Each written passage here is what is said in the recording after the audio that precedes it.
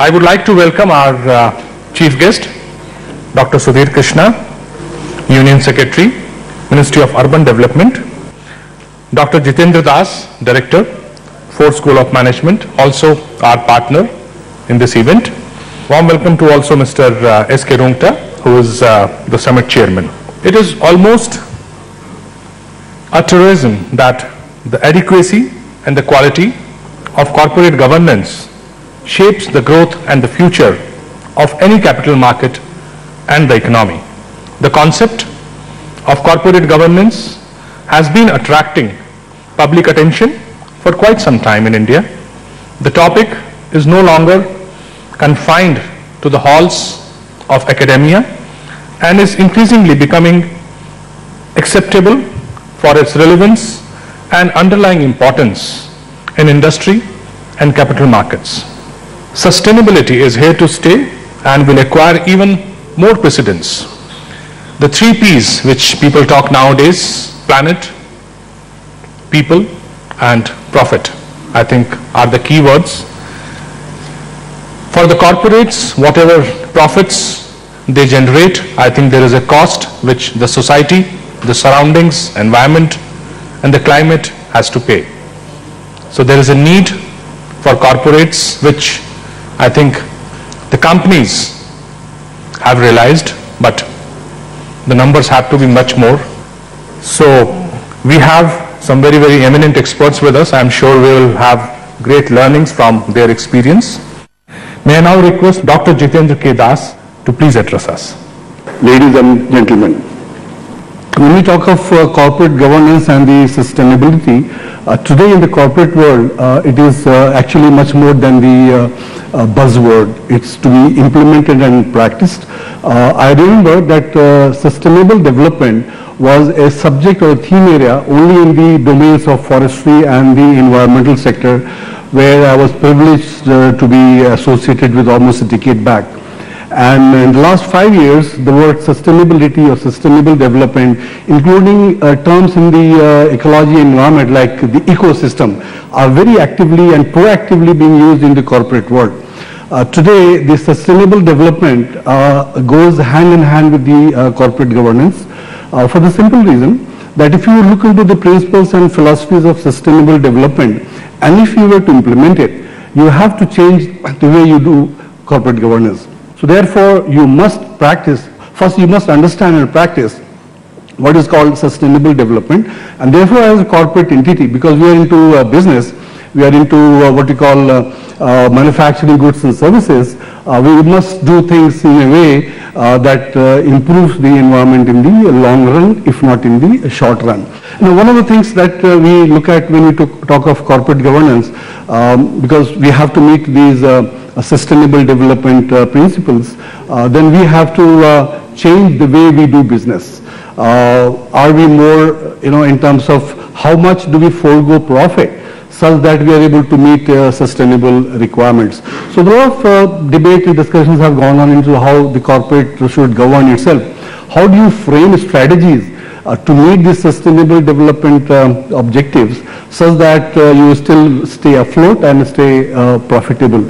So, by and large, the way I see it, you have to compromise. You have to compromise the profit for the sake of sustainable development. Thank you very much.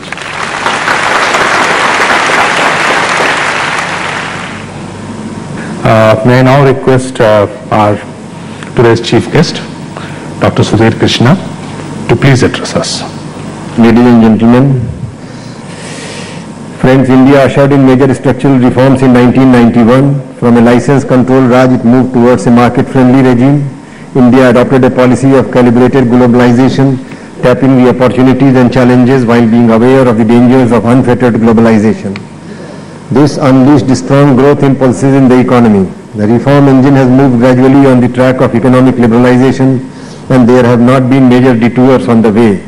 India has not followed the Big Bang approach to reforms, but has steadily moved towards achieving all those.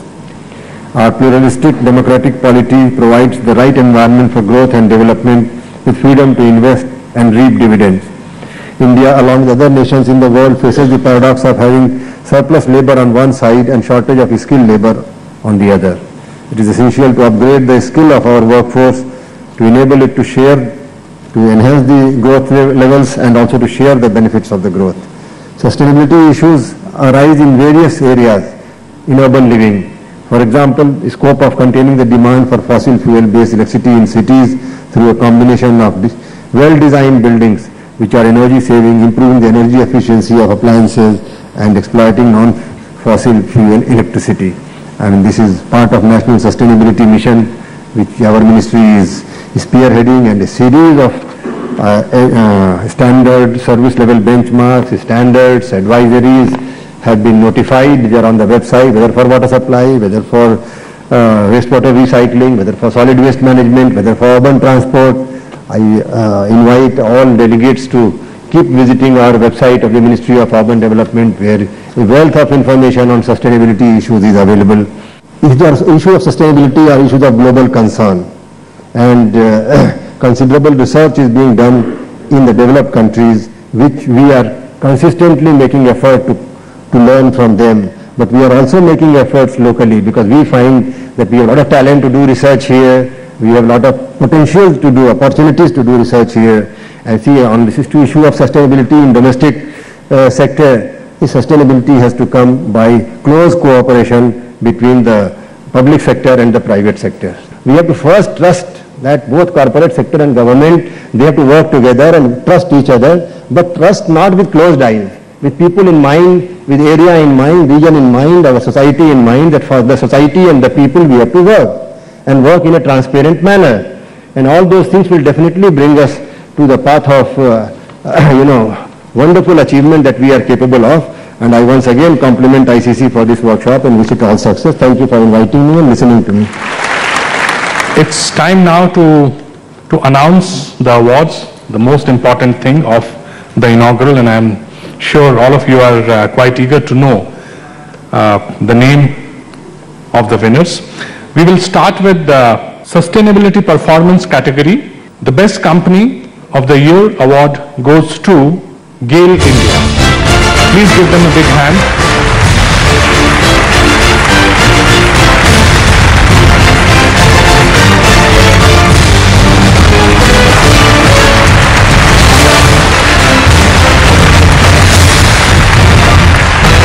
Next category is Corporate Governance, and in this category, the Best Company of the Year award goes to Wapcos.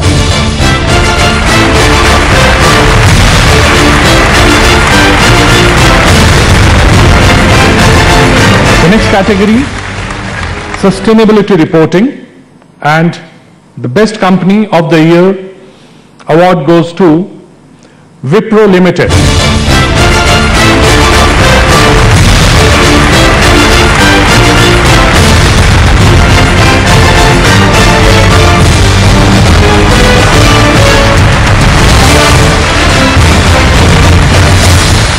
Last category, Water Stewardship.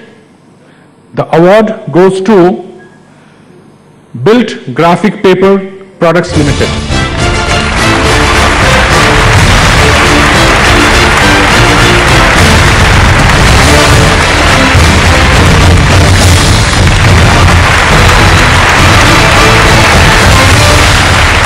May I also request our speakers to kindly release the knowledge report prepared by E&Y. Our knowledge partner E&Y has done this document which captures the best practices, the issues and the roadmap.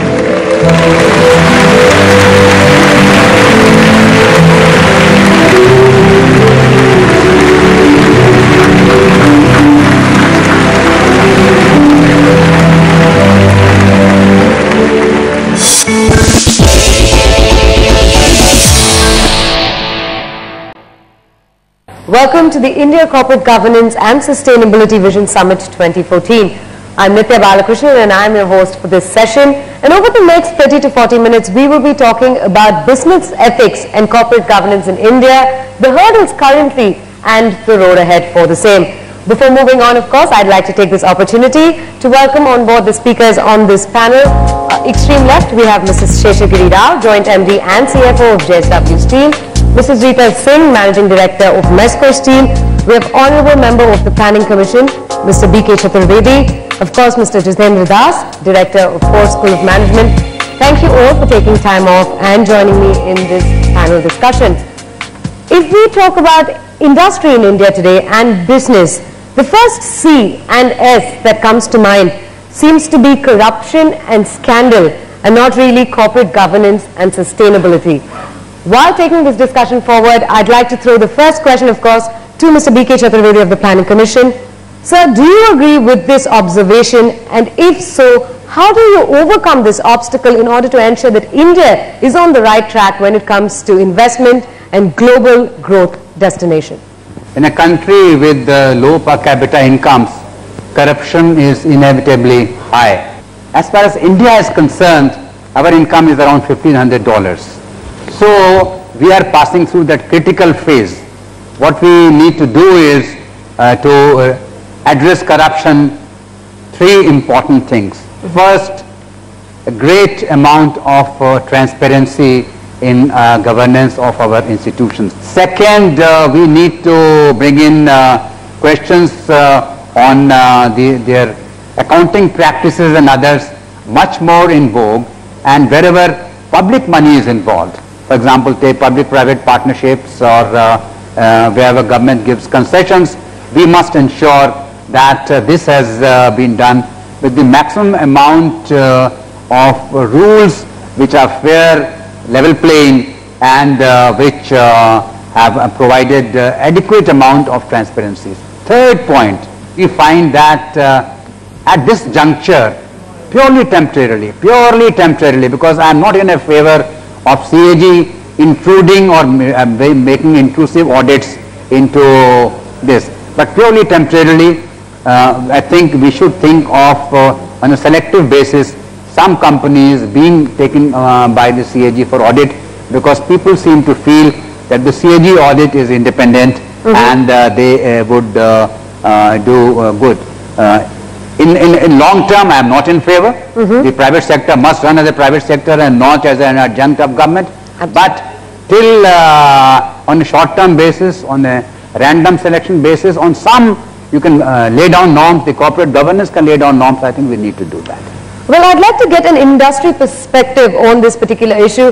Mr. Rao, I throw this question to you. Do you believe that corruption and scandal are now taking precedence over corporate governance and sustainability to a large extent? And how to address this problem going ahead in the coming days? No, why corruption is coming? Corruption is coming because of discretion. In our law, there is a huge amount of discretion that is available with the approving authorities.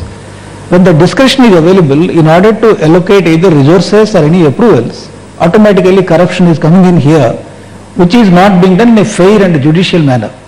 So can we avoid discretion completely in our law making process? No, it may not be possible for a developing country like India. So you have to institutionalize wherever discretion is there. The discretionary powers are used in a manner so it doesn't lead to corruption. That is one area I think we need to do as far as the corruption at the top level is concerned. So one is, when India has grown at a rate of 10% for the last decade, excepting the last 3 years, the institutional mechanism which is required to monitor these laws have not kept pace with the growth. That is why you see huge amount of corruption. I think that corrective steps are being taken, in my view, in the last 1 or 2 years. So we are very hopeful that the things will improve, corruption will come down, growth will come back, industry will do well.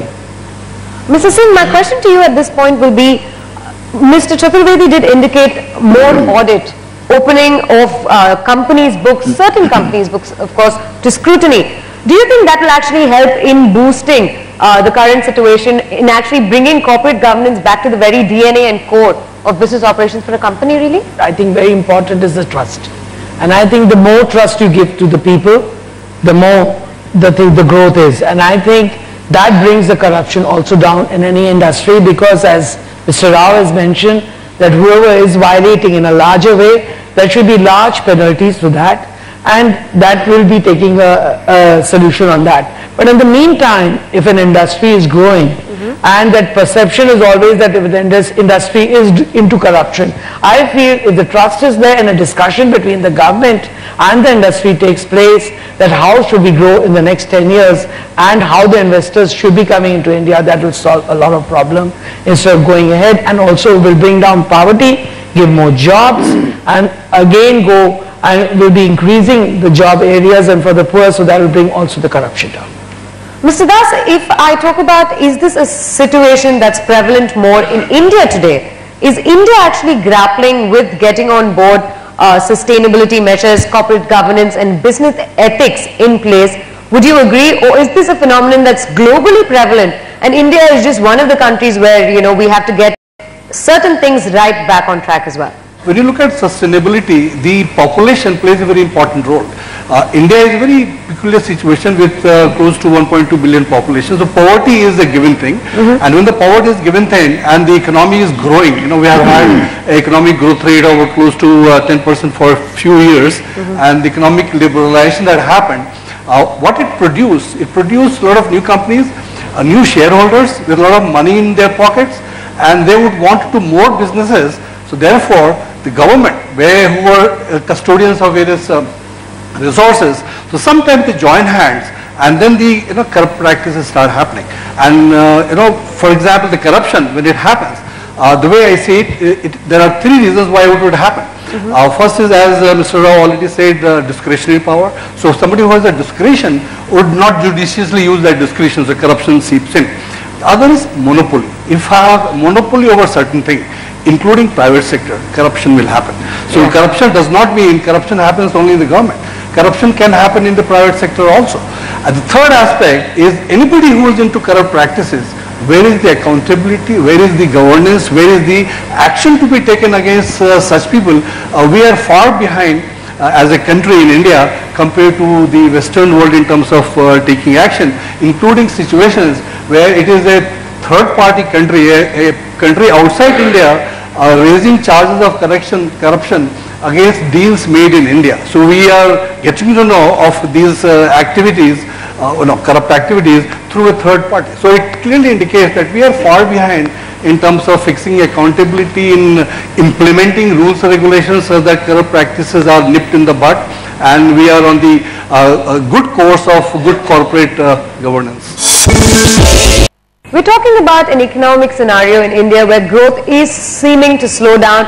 Over the next couple of years, industry and business operations will have to actually accelerate and gear up in order to get in those profits.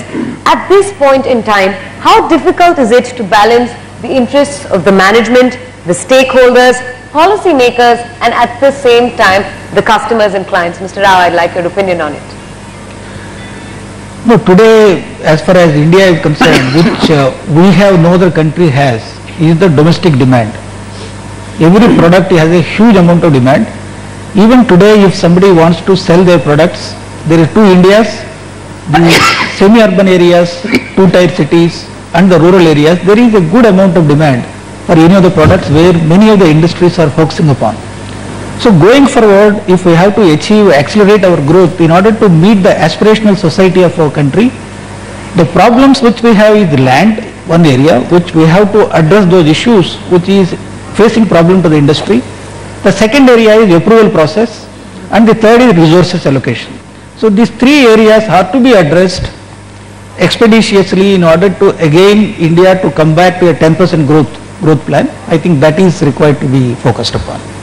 Mr. Singh, when you do talk about actually business ethics as far as company is concerned, to make it core to the DNA of an organization, what do you think management and leaders have to inculcate in employees and in the practices of the company really? And are companies in India doing this today? Are CEOs taking that initiative from top down really?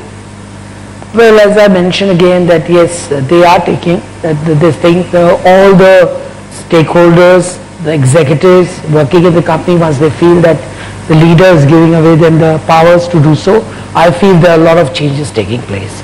And this is going to be in the next 10 years, there will be a tremendous change into the companies, what is happening, where all people who are working in the company will become like partners, and that's what has happened in many of the parts of the world. And I think that change has begun in the company. Mr. Das, you did mention earlier that going ahead, there needs to be some sort of legislation that comes into play, whether we talk about the Companies Act recently which made 2% CSR mandatory, whether you spoke about SEBI coming forward with shareholding norms that each company needs to comply with. Do you think, in India the situation is such that when you make it mandatory or via legislation, then it becomes easier for companies to actually come on board and follow particular processes? See, it's like this. You have legislations for those activities which is considered by the government as important. Companies are not doing on their own, so company must do it. So therefore the government, in the larger interest of the society in the country, want to enforce it. So therefore you have rules and regulations and laws. So when the government says that 2% must be spent on these activities, essentially it means that that resources which has been earned by the company goes for the betterment of the society at large. So therefore, the country therefore, and we know that close to 70% people are in the rural areas by and large, or in the lower economic strata. So when these resources flow into the development of these set of people, then country as a whole will improve in the larger context. Mr. Chaturvedi, according to you, what are the current hurdles that companies face in implementing and ensuring that this becomes core to their business operations? The main hurdles in this quite often may be corruption within the government itself. Second, I'll say that it's a question that the companies have quite often not themselves have a major policy on this issue. The companies have to adopt a major policy on this issue themselves. I think the major hurdle from the government side can be tackled in case the companies are firm and they stand by their principles and say that this is what will happen. I'm afraid that sooner or later such companies are respected and also they will thrive. Mr. Das, do you think a lot of companies today are tempted by crossing the hurdle immediately, by nearsightedness, that sometimes they fail to see the bigger picture, they fail to see the longer story, and as a result it could be that corporate ethics and governance takes a backseat simply because of haste? I think you are absolutely right. This is the tragedy of growth. When a new company comes in and they see a lot of business opportunity and they have resources, which means capital in their pocket, by and large they would want to do things very quickly, and a typical businessman or a person would not want to wait for anything. They see an opportunity, they see a benefit, and they would like to cross many norms to get it in their favor as quickly as possible. Now this is also fueled by the fact that for most of these operations they have to take various kinds of permissions from the government. And by and large, the model that we have in India today for the last at least 30-40 years that I have been directly interacting is the government, when they give services to the people, the citizens of the country, it is done as if they are doing a favor. So therefore, the government does a favor, the business organization is seeking favor, and when somebody gives a favor, somebody is seeking a favor, some transaction will happen. So this is the sad part which happens very often, and therefore business organizations who are in a hurry to get things done, the service charges go up, and then it goes into a nexus, and then much later we discover some gaudy details and companies go down under, which is a later thing. So we need to, as a policy, fix these kinds of things and change certain policies that if there is a problem which is happening in the system because of the shortcut that people want to adopt, they must be afraid, they must be fearful that, well, it will be caught very quickly or it will be redressed appropriately and they will be in a deeper trouble. That fear is not there. And hopefully with the current thing that is happening in our country, maybe a few years down the line, that fear kind of thing will kick in, that if I do anything wrong, I'll be caught very quickly and then there will be a much severe action. And then therefore, these practices would reduce substantially. Well, on that note, we bring this session on business ethics and corporate governance to a wrap.